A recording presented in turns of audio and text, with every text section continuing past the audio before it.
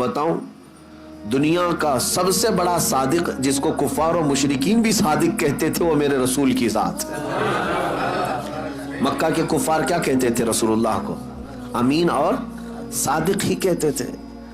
یعنی قرآن تو کہہ رہا ہے سچوں کی صحبت میں ہو جاؤ، میں کہتا ہوں پوری دنیا کا جس کے سچا ہونے پر اتفاق ہے اس کی صحبت کتنی اہمیت رکھتی ہے۔ اس رسول پاک صلی اللہ تعالی علیہ وسلم کی صحبت میں آ جاؤ۔ اب بات آتی ہے رسول کی صحبت کیسے؟ اب اللہ کے رسول صلی اللہ تعالی علیہ وسلم ہماری زندگی میں موجود نہیں ہے، وہ اپنی ظاہری حیات میں آج نہیں ہے، تو پھر رسول کی صحبت ہم کیسے اختیار کریں؟ تو نبی پاک صلی اللہ تعالی علیہ وسلم کی احادیث کے ذریعے سے ملتا ہے کہ پھر امت کے جو اولیاء کرام ہیں، علماء صالحین ہیں، وہ نبی کے نائب ہوتے ہیں، ان کی صحبت نبی کی صحبت۔ یہ جو چین ہے اپنے مشائخ سے وابستہ رہنے کی، تو اگر کوئی اس کو دکان سمجھتا ہے تو وہ بے عقل اور بے وقوف ہے۔ علماء اور مشائخ سے جو عوام وابستہ ہے اس کی ایک وجہ یہی ہے کہ یہ رسول اللہ کی صحبت حاصل کرنا چاہتے ہیں۔ مجھے یہ بتاؤ اے میرے عزیزو، تمہیں سنتیں اگر سیکھنا ہے، نبی پاک صلی اللہ علیہ وسلم کی سیرت تمہیں جاننا ہے، یا اب تک تمہارے پاس معلومات آئی ہیں تو کس کے ذریعے سے آئی؟ علماء اکرام کے ذریعے سے آئی۔ تو رسول اللہ کے وہ نائب ہیں اور ان کی صحبت تمہارے لیے نبی کی صحبت ہے۔ اب سنو آگے کی بات، یہ تو میں تمہید کے طور پر آج عرض کیا، اور اب صحبت کا فائدہ بھی میں آپ کو بتاؤں۔ صحبت کا فائدہ، جس کی صحبت میں رہتے ہو ویسا ہی اثر بھی پیدا ہوتا ہے۔ ہاں، جس کی صحبت میں رہتے ہو ویسا ہی اثر پیدا ہوتا ہے۔ بلکہ تو یہ محاورہ مشہور ہے، خربوز کو دیکھ کر خربوز رنگ پکڑ لیتا ہے۔ یعنی جو اناج ہے، جو نباتات ہے، اس میں اگر یہ اثر ہوتا ہے کہ ایک پھل دوسرے پھل کو دیکھ کر ویسی رنگ پکڑتا ہے، تو پھر انسان تو انسان ہے، انسان فلیکسیبل ہے، یہ بہت جلدی ایڈاپٹ کرتا ہے دوسری چیزیں۔ اسی لیے ہم نے دیکھا ہے شہروں کے بچے کیسے ہوتے ہیں، گاؤں کے بچے کیسے ہوتے ہیں، بہت فرق ہے۔ عرب کے بچے کیسے ہیں، امریکہ کے بچے کیسے؟ کیوں؟ بچے کیا ماں کے پیٹ سے سب سیکھ کر کے آئے؟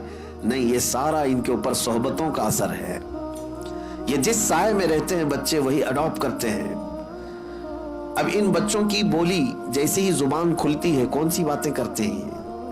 کون سی باتیں کرتے ہیں؟ یہ آسمان سے کوئی زبان لے کر کے آئے؟ نہیں، یہ جس سائے کے اندر رہ رہے ہیں، آپ کو جیسا بولتے ہوئے دیکھا ویسی ہی ان کی بھی زبان کھل گئی، وہی جملے، وہی الفاظ، وہی زبان۔ جس گھر میں گالی گلوچ ہو رہی تھی تو بچے کوئی اندازہ نہیں گالی گلوچ کیا ہوتی ہے، لیکن اس کو خیریت سمجھ کر کے گالی ہی دیتا ہے۔ کسی کو وش کرنے کے لیے بھی وہ گالی ہی دیتا ہے، کیونکہ اس نے ماحول ویسا حاصل کیا ہے۔ اور جن بچوں کے گھر دینی ماحول میں ڈھلے ہوئے ہیں ان بچوں کی زبان پر بھی اثر نظر آتا ہے۔ یہ تو ظاہری اثر ہوا، باطنی اثر بھی بہت زیادہ ہوا کرتا ہے۔ جو جس کی صحبت میں رہتا ہے ویسا ہی رنگ پکڑتا ہے، ویسی رنگ پکڑتا ہے۔ میں آپ کو بتاؤں، سیدی اعلیٰ حضرت امام اہل سنت فاضل بریلوی رضی اللہ تعالیٰ جب ماررہ مطہرہ تشریف لے گئے تھے، اس وقت وہ جوان تھے، 20-22 سال کی عمر ہوگی، اور ان کے پیر و مرشد کی عمر 80 کے اوپر تھی، غالباً عمر زیادہ ہو چکی تھی۔ بیعت ہونے کے لیے گئے تھے اعلیٰ حضرت، اور ماررہ کے اس بزرگ کے پاس جن کو خاتم الاکابر سید آل رسول احمدی مارروی رحمۃ اللہ علیہ کہا جاتا ہے۔ اولیاء اکرام میں ایک سند ہے ان کی، حضرت سید آل رسول مارروی کی۔ جب ماررہ مطہرہ اعلیٰ حضرت گئے، وہاں پر تو حال یہ تھا کہ سید آل رسول مارروی رحمۃ اللہ علیہ مرید تو کرتے تھے، لیکن خلافت کا معاملہ بہت الگ تھا۔ ہر کسی کو خلافت کا پٹا نہیں ڈال دیا جاتا تھا، کسی کو 10 سال 12 سال مجاہدے کرواتے وہاں خانقاہ میں رکھ کر پھر خلافت دیتے تھے۔ لیکن اعلیٰ حضرت جب گئے تھے، وہ کمرہ آج بھی وہاں ماررہ میں موجود ہے، جس حجرے کے اندر اعلیٰ حضرت اور ان کے پیر و مرشد صرف 2 ہی لوگ بیٹھے تھے۔ بیعت کیے، مرید تو ہوئے، اور پیر و مرشد نے ساری خلافتیں اسی مجلس میں دی۔ اب جو بات میں کہنے جا رہا ہوں وہ توجہ، 22 سال کا نوجوان امام اہل سنت احمد رضا خان، اور 80 سال سے زیادہ کے بزرگ حضرت سید آل رسول مارا روی رحمۃ اللہ علیہ، 20 سال اور 80 سال میں فرق ہے کہ نہیں ہے؟ جوان کیسا دکھتا ہے، بوڑھا کیسا دکھتا ہے؟ اعلیٰ حضرت جب وہاں پر بیعت کر کے خلافتیں لے کر کے جب حجرے سے باہر نکلے، دروازہ کھلا تو بہت سے لوگ باہر کھڑے تھے، سیدی آل رسول مارا روی رحمۃ اللہ علیہ کے مریدین، وہاں علماء اور صلحاء بہت سارے موجود تھے۔ دروازہ جیسے کھلا، پیر اور مرید دونوں باہر آ رہے تھے۔ اب سنیے جو بات میں کہہ رہا ہوں، تاریخ میں لکھا گیا ہے کہ سبوں نے کہا کہ دیکھ کر کے یہ اندازہ نہیں ہو رہا تھا، دونوں کی شباہت ایک سی لگ رہی تھی، دونوں کی شباہت ایک جیسی لگ رہی تھی۔ یہ چند لمحوں کی صحبت مرشد کی 22 سال کے جوان کو خاتم الاکابر کی شباہت عطا کرتی ہے۔ یہ باطنی صحبت ہے، یہ باطنی صحبت ہے۔ اور صحبت کا اثر میں آپ کو بتاؤں، بد ہے تو کیا ہوا، صحبت اچھوں کی ہو۔ اسی لیے اعلیٰ حضرت نے کیا کہا ہے، کیسے آقاؤں کا بندہ ہوں رضا، بول بالے میری سرکاروں کے۔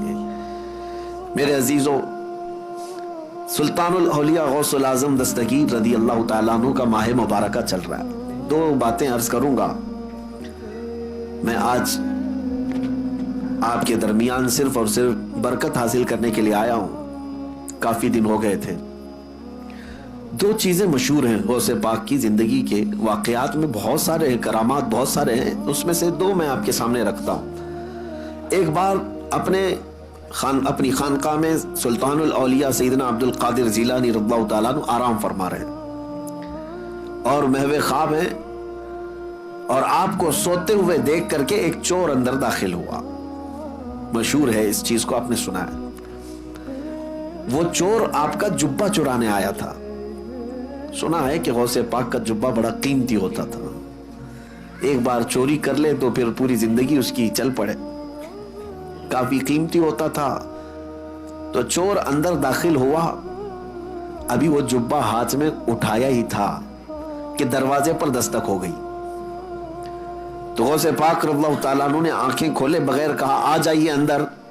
دروازہ کھلا، اندر آئے ایک صاحب، وہ کون تھے؟ حضرت خضر علیہ السلام تھے۔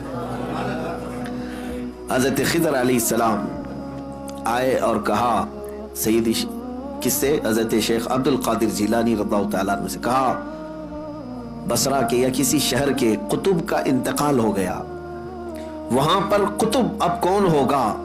یہ تعینات جو ہوتے ہیں، ہر شہر میں ایک قطب ہوتا ہے اللہ کا، ایک ولی ہوتا ہے۔ یہ غوث العظم دستگیر رضی اللہ تعالیٰ عنہ کے زمانے میں تصرف اللہ نے ان کو عطا کیا تھا۔ حضرت خضر علیہ السلام ان سے پوچھتے ہیں کہ اس شہر کا قطب کون ہوگا؟ غوث پاک رحمۃ اللہ تعالیٰ علیہ آنکھیں کھولے بغیر کہتے ہیں وہ دروازے کے پیچھے کھڑے، انہیں لے جائیے۔ جو جبہ ہاتھ میں پکڑے ہوئے کھڑا تھا کہ اب پکڑا جاؤں، اب پکڑا جاؤں، اب پکڑا جاؤں گا، اور آنکھیں کھولے بغیر پیرانے پیر نے کہا وہ دروازے کے پیچھے جو کھڑے ان کو لے جائیے۔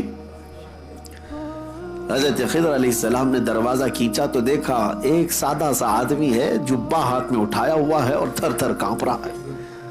کہا کہ چلیے مبارک ہو، اللہ نے آپ کو قطبیت عطا کی، اس لیے کہ شیخ عبد القادر جیلانی کی زبان سے نکلا ہے، چلیے ہمارے ساتھ۔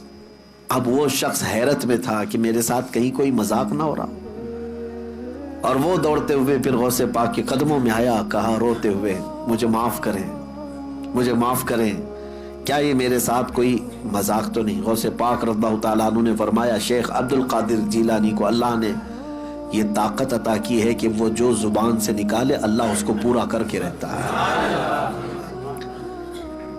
کہا کہ میں یہاں کس غرض سے آیا تھا آپ کو پتا ہے، میرے ہاتھ میں آپ کا اٹھایا ہوا جبہ تھا۔ غوث پاک رضی اللہ تعالیٰ عنہ نے فرمایا سب ہمیں پتا ہے، اور ہم چاہتے ہیں کہ تمہارے اس منصب کو، تمہاری اس ڈیوٹی کو بدل کر کے دوسری ڈیوٹی دے دی جائے۔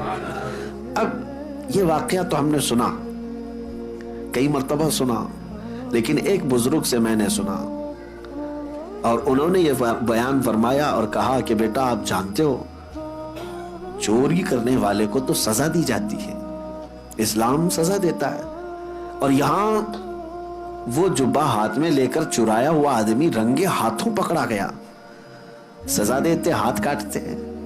اور اس کو بجائے اس کے کہ صرف معاف کر کے چھوڑتے، پھر قطبیت کا مقام بھی دے دیا. یہ سوال جب آتا ہے ذہن میں تو پھر اس بزرگ نے فرمایا کہ بات در حقیقت یہ ہے کہ اللہ کریم بھی نسبتیں دیکھتا ہے. وہ چور چوری تو کیا تھا لیکن ہاتھ میں دامن کس کا تھا؟ ہاتھ میں کیا تھا؟ غوث پاک کا جبہ تھا. جبہ جو پکڑا تھا، یہ نسبت نے اس کو، اس صحبت نے اس کو مقام قطبیت تک پہنچا دی.